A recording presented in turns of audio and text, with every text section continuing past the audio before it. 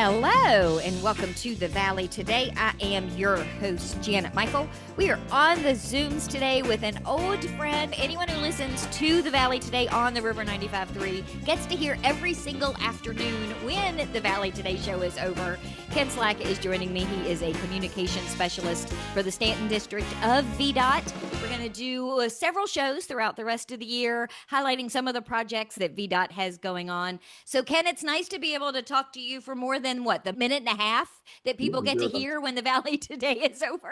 Yeah, I think we're going to just get settled in here and we're going to talk quite a bit because let's face it, roads and transportation and commutes are all those things that people always can talk about. Everybody's got an opinion, including about Interstate 81, of course.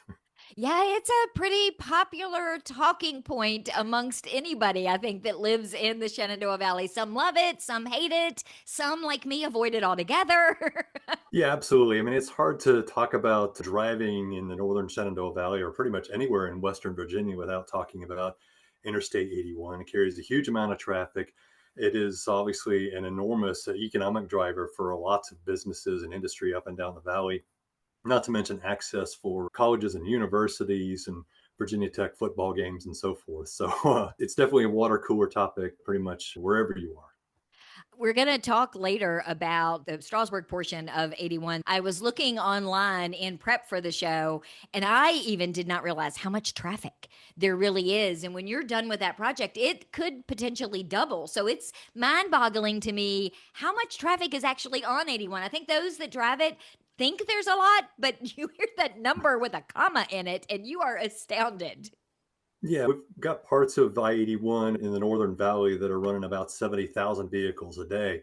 And I know sometimes it feels like you can see all 70,000 of them depending on when you're driving. But as you mentioned, traffic counts in the future, we generally design our roadway project. It's a bridge replacement, a road widening, anything like that for many decades in the future. And we have traffic projections so that when we're designing something, we're not being short-sighted and just trying to fix today's problem, but looking ahead to what might happen. Can't always predict that because a new industry could announce a plant along the corridor and all kinds of things happen. But we do our best to work with local officials, our planning division, to try to make educated guesses about where the corridor is headed.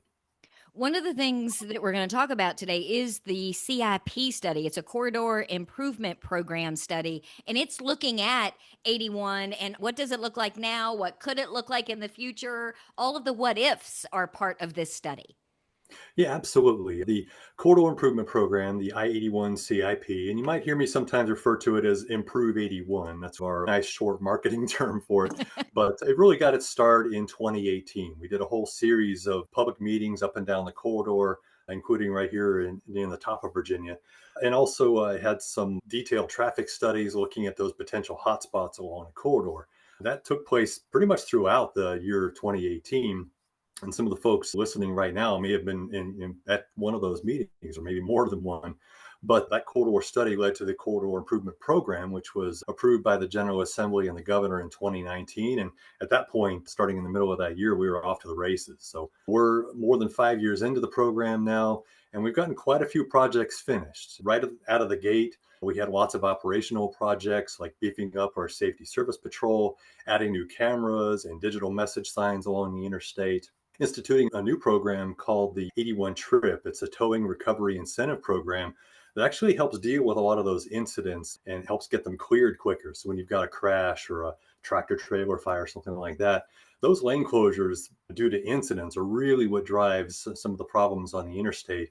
And getting those cleared quicker means fewer headaches and fewer potential secondary crashes. So a lot of that work was done early on, and then we started on some of those capital improvements. Once we got past the design phase, we could do construction on ramp extensions at a lot of our interchanges. And then as we've gotten further and further into the program, we've been able to move into some of these larger projects like the widening in the Staunton area and the southbound widening that is just getting underway near Strasburg. So lots more to come, but we're really starting to get into the real meat of this program right now.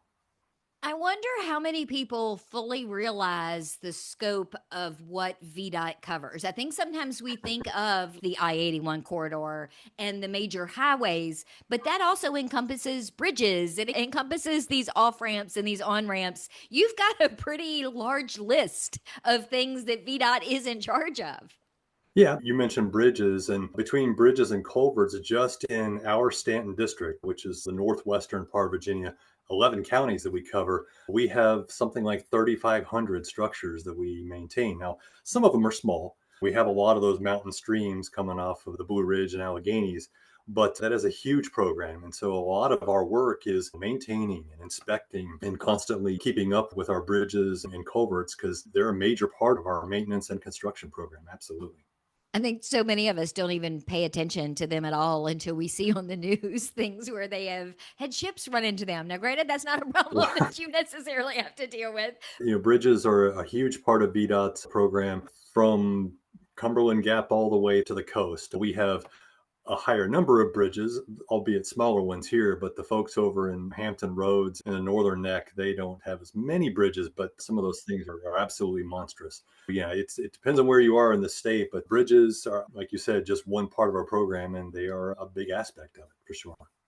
So, when we're talking about the corridor improvement program, how many years out have you projected that? Do you do that because of budget? Do you do it because of priority that this needs to be done before this over here needs to be done? Yes, and yes. We're looking at a program that's probably programmed out for about 15 years or so. And we had some projects that were pretty quick, some of those ramp extensions, making those merge lanes a little longer so that there was less that speed differential at some of the interchanges. But some of these major widening projects, including in Harrisonburg and Winchester, we're looking well past 2030 before we see some of those finish up. Lots of widening projects in the Roanoke, Salem, Christiansburg area. We have billions of dollars worth of work that we're in the middle of right now. And part of that is due to the fact that the money is coming in as folks are paying those fuel taxes up and down the 81 corridor, but also because there's only so much work you can put on contractors at the same time. Let's face it, when you're looking at some of these projects that are nine figures worth of contracts, not all of them can handle that. So you're having to reach far and wide to get some of these larger construction firms who can sometimes work with design build projects and handle, for example, Harrisonburg. That's going to be a couple $100 million because we're talking about 6 miles worth of widening in each direction, replacing 8 bridges, plus one of the overpasses. These are massive projects in some cases. So we do have to kind of space them out so that as one project is finishing up, we can get underway with another one. And that's what's happening right now with the start of Strasburg. By the time that one's wrapping up, hopefully we'll start seeing some construction in the Winchester area, for example. Now, I hope all that work in Harrisonburg isn't because Bucky's is opening. That's another topic for another day. But yeah, don't be surprised to see some extra traffic in that Mount Crawford area. So I've never been to a Bucky, so I'm excited that it's at least within a reasonable driving amount of time for me to at least go and experience it as a tourist. you might want to set aside a full day for that just in case. 'Cause I've had one experience there and it was eye-opening. That's probably as far as I'll go. It's a unique kind of place for sure. Now, is this program already set in stone? Are you still looking for feedback? Are there still public meetings, that sort of stuff? Well, yes and no. We have about $3 billion worth of projects that are already part of Improve 81, the CIP. And those are some of the ones that we've already talked about, the Strasburg, Harrisonburg, truck climbing lanes in Weir's Cave, the Winchester widening at some point. Those were all originally part of that program that was approved in 2019. We are now taking another look at the corridor, and we're going to be pretty much spending all of 2025 doing that. We're working with consultants, looking again at those potential hotspots along the interstate. When I say hotspots, I mean areas with higher than the normal number of crashes or with higher than expected levels of congestion, things like that. And also going out to the public. Initially, we did this past spring with some online surveys. We got like 4,000 responses to that. And then we're going to have a series of two different series, actually, of in-person public meetings coming up this summer and again this fall. So we're taking a second look at the corridor, and that will lead to a final report that we'll send on to the Commonwealth Transportation Board and the General Assembly. And that might lead to another round of projects that will take you and I well past our retirement, let's say that. And we're going to talk more again in July about when some of those public meetings are coming up again. So we can save that bit for July. Let's take a break now, though. And when we come back, can we talk about this Strasburg project, what it's going to entail, how long it's going to last, all of those details? Absolutely. Be right here. We are on the Zooms today with Ken Slack. He is a communication specialist for the Staunton District of VDOT. We're going to learn about the I-81 widening at Strasburg when we come back in just a couple of minutes. Hey guys, I'm Holly. And I'm Bonnie. And we would love to meet you at our brewery, Winchester Brew Works. That's right. Our family-friendly tasting room in Old Town is the perfect place to hang out any day because we're open 7 days a week. We've got refreshing beers, seltzers, and slushies, plus food trucks and events on the weekends. And the best part is, we are so excited to be part of this brand new passport program, where you just need 4 stamps from Winchester area breweries and cideries to get some great free swag. So pop on by our brewery and we'll get you a passport. You can find out more at winchesterbrewtrail.com.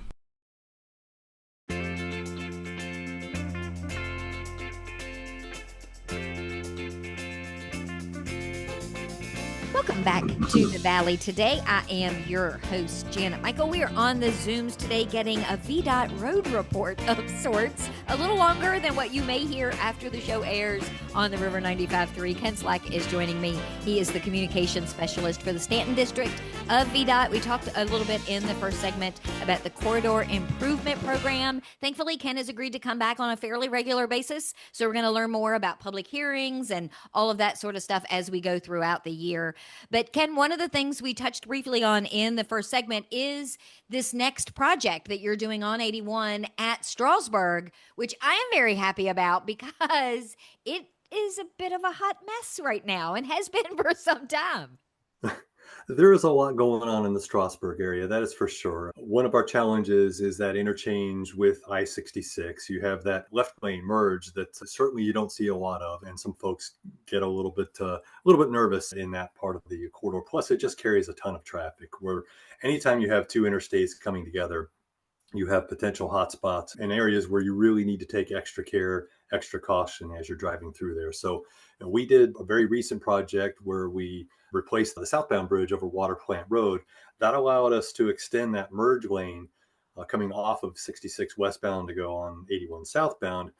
That was a project that we just completed last year, and now we're taking that and running a little further with it. The I-81 Corridor Improvement Program actually starts there, right near the county line there at the Cedar Creek Bridge. We'll be replacing that Cedar Creek Bridge on the southbound side and then adding that third lane all the way through the Strasburg area, going past exit 296. So we're going to be getting to northbound side in the future, but because we have gotten some questions about the northbound side, but right now we're tackling the southbound side first. And we do think that project's going to go a long way toward improving some of the congestion and helping ease any traffic tensions that folks might feel through that area. And people need to understand that you can't just wiggle your nose or snap your fingers and these projects are done. There is a lot of work. There's going to be lane closures. You're going to be shifting things. Patience needs to be a virtue when you start this project. Yeah, patience and total focus, because here at VDOT, we're always warning people about distracted driving, but through work zones, that's especially the case, especially, for example, during the month of May in 2025. You go through there once a week. It could be a little bit different each time you drive through there because the contractors are in the early stages of this project and they're setting up the work zone. They're moving some of the traffic lanes slightly on the southbound side.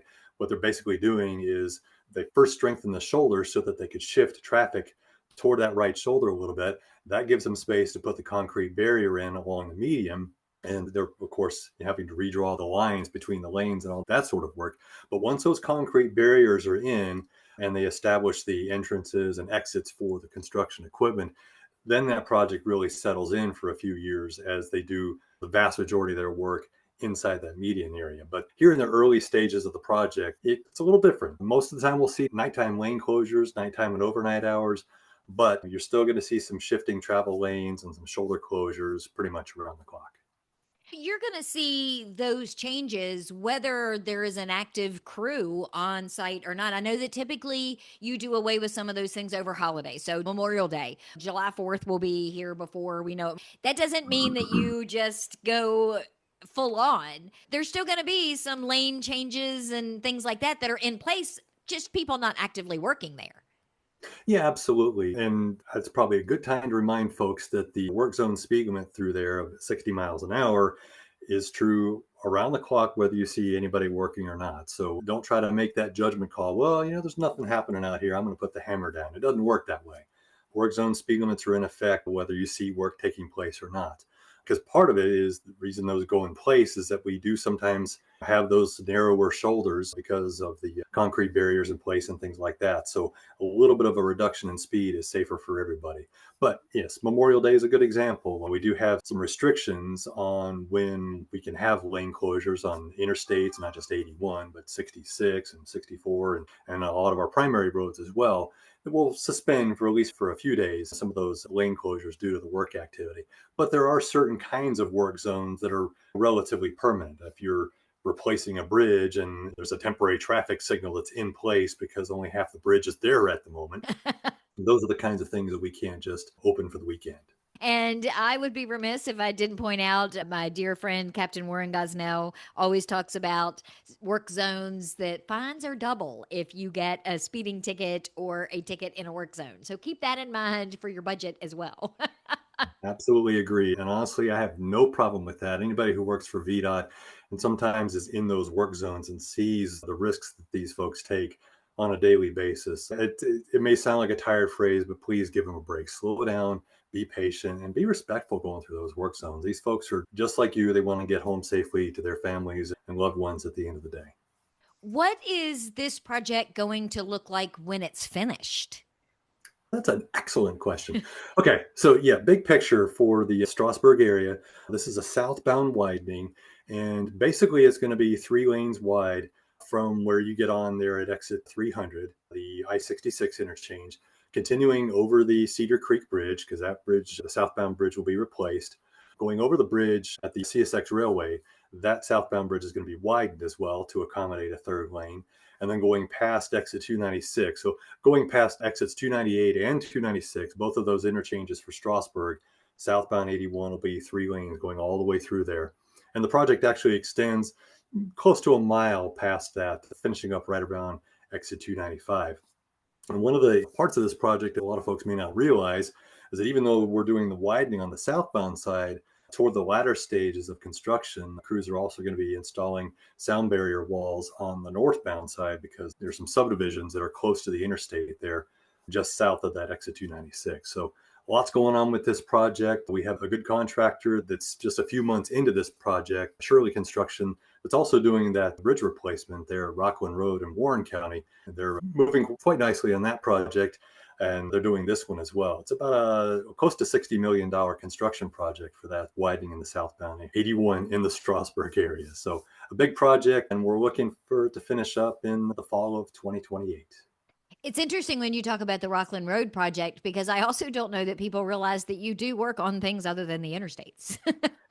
Yeah, it sometimes seems like we're only talking about the interstate. And you said earlier, that people may be surprised at just the width and breadth of what VDOT does. But Rockland Road, Route 658 in Warren is a secondary road, but that's a unique situation there, so close to the inland port. And folks that drove that road a lot before we had to close it for bridge construction were on a very routine basis, quite often daily, having to wait for trains that were moving really slowly or even stopped for periods of time as they were doing drop-offs and pickups at the adjacent inland port. So once that project is finished, looking at sometime this fall, we're going to be opening that bridge that'll carry traffic over the Norfolk Southern Railway, and that way traffic, whether it's rail or road, will not be affected by that other form of transportation. That is definitely one of those projects, much like when you completed the bridges going into Warren County, that through the whole process, it was like, oh my gosh, I can't do this another day. This project is never going to be finished. And Doug Stanley and I had this conversation on a live show years and years ago that as soon as it was done, you forgot all about the pain and the annoyance of the actual construction process because it was so amazing when it was finished that you forgot how annoyed you were day after day after day.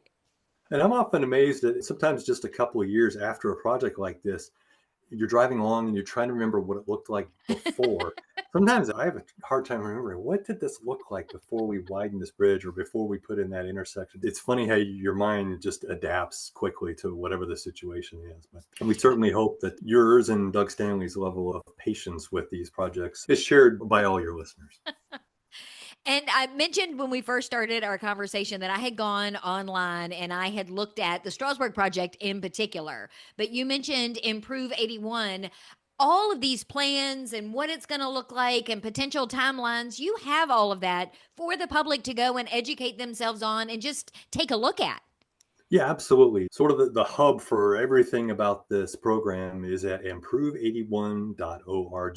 Improve81.org is the main place to go to find out everything that's going on along the interstate. We're talking 325 miles through Virginia. So we have projects all the way from Bristol to the one we talked about coming soon within the next few years in the Winchester area. So we've got dozens of projects that you can look at. There's an interactive map that pops up with information that you can check out. We have links in there to give you details about specific projects. We also have newsletters, videos, podcasts, all kinds of information. Basically, any way you might want to receive that info, we're trying to make it available to you. Because we know folks like to get information about projects in lots of different ways. It's a great place to visit, bookmark it, and check back with it often because we keep that thing updated all the time. And you mentioned earlier as well the cameras, that you guys have so many cameras up and down 81. I love those cameras. So if I'm getting ready to go somewhere, I want to see what it looks like, particularly in the wintertime. The general idea of a road being passable and my idea of a road being passable are two different things. So I love that the cameras show me whether or not it's my definition of passable. Yeah, absolutely. And that's one of the reasons. I don't mean to keep going back to 81, but early on, we added about 50 cameras and about 30 of those digital message signs. I love those message boards because, like you say, you can check those. You can go to 511 and look at the cameras and look and see what the messages are on the boards. And in the case of before you get on the interstate, sometimes you can come up on one of the intersecting routes like Route 11 or something like that. And you can say, hey, oh, there's construction going on, right lane's closed. Maybe I'll take 11 instead of getting on the interstate. These sound like smaller projects that we put in place at the early stages of the CIP, but they can go a long way to helping motorists make smarter decisions and be a little more informed about what's happening right there when it's about the right time for them to make a decision. I really like that there aren't a ton of projects on Route 11 because that's my main mode of transportation. So I appreciate that you keep it open for me as often as you do. We do our best to coordinate our work zones. There's actually a system that we use internally that helps avoid conflicts between contractors or VDOT maintenance crews so that they're not trying to work in the same place at the same time. That causes problems, as you might guess. And at the same time, it helps our traffic operations folks say, hey, we've got this going on the interstate, this one going on the parallel Route 11 or Route 37 around Winchester, something like that, and try to do our best to schedule that work and work with our contractors and coordinate everything so that we're not throwing multiple work zones at you when you're trying to get somewhere. You really do. You said this earlier as well. You really do have to also kind of have a crystal ball and see into the future. I remember several years ago as a resident in Middletown on, I think it was Thanksgiving weekend, there was a crash on 81 and you needed to divert traffic onto Route 11 at Middletown, but Middletown had Route 11 closed for a Christmas parade. So you have to know when all of these other things are going on too, so that you can be aware of what's happening and maybe say, hey, Middletown, how about you not do a parade and close a thoroughfare on a holiday weekend when something could possibly go wrong? Yes, we do have a permit process for localities when they want to have parades or a downtown festival, things like that.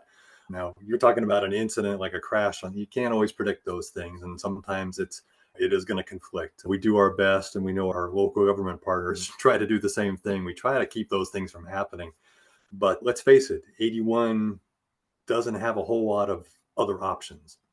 Route 11 is Main Street for a lot of communities up and down the corridor, and it's just one lane each direction. So when there's an incident on the interstate and all of a sudden 50, 60, 70,000 vehicles a day are trying to move on to a roadway that's one lane each direction, has traffic lights, schools, hospitals, businesses along the way, it's not a pretty picture. And we recognize that, and that's why we work so hard to try to clear those incidents as quickly as possible and try to minimize those conflicts so that we're not absolutely crushing the localities with traffic during those times. We are going to have so much to talk about the rest of this year. I have so many questions. You're going to rue the day that you sent me an email and said, hey, Janet, let's talk. Like we said right off the beginning, roads and bridges and traffic those are one of those things that pretty much everyone has an opinion about. We'll try to stick to the facts whenever possible and give folks an idea of what's coming next and ways that they can also get involved with the process. We try to be as transparent as possible, let folks know what's happening, but also let them know when there's a project that's planned here. Try to use the megaphone to let everybody know so that they can share their opinions with us. Can you give me the web address one more time before we wrap up for all of these 81 projects? improve81.org. That is the hub, the central place to go. Make sure you bookmark that because there's all kinds of great information and multimedia and all that kinds of stuff to help folks keep up with what's happening on the interstate. Thank you for taking some time today to talk about the Strasburg project and give me some background on all of this. I'm looking forward to seeing you again in July. Sounds good. Look forward to it. I will be back tomorrow with a brand new episode of The Valley Today, a few minutes after noon, so meet me here then.